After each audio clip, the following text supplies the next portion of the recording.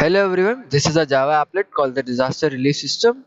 As you can see, this is a map based on the Unfolding Maps API where we have presented the earthquake data which is based on real-time data taken from an RSS feed. The earthquakes are differentiated based on this key legend where we differentiate them based on their area of origin, land and ocean and their magnitude. You can also simplify them by clicking on the relevant legend option and then only the relevant data is presented. You can also zoom in and zoom out as in a simple map, and then you can click on individual earthquake for more information. As you can see, on clicking of an individual earthquake, a threat circle comes which represents the most danger prone area for that particular earthquake. We also highlight the airports and all the major cities which come under that threat region. And then there's an evacuation plan based on the airports present inside the threat region and the ones which are easily accessible, which are in the safe zones.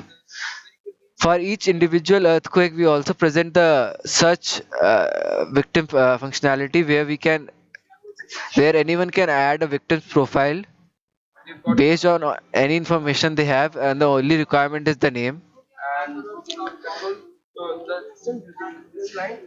Here we also have given the functionality for searching the same database by anyone, so we can help in the relief fund for various NGOs and government agencies by creating a catalog of all the victims which are caught in a tragedy.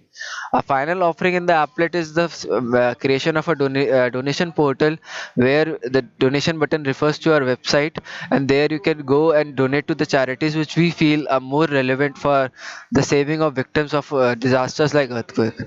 Our applet is extensible to nearly all forms of disasters where we can easily download the data and then present them in the map form. I hope you like the vision which we are trying to present in this applet and like the submission. Thank you by the team defaulting, and thank you for listening.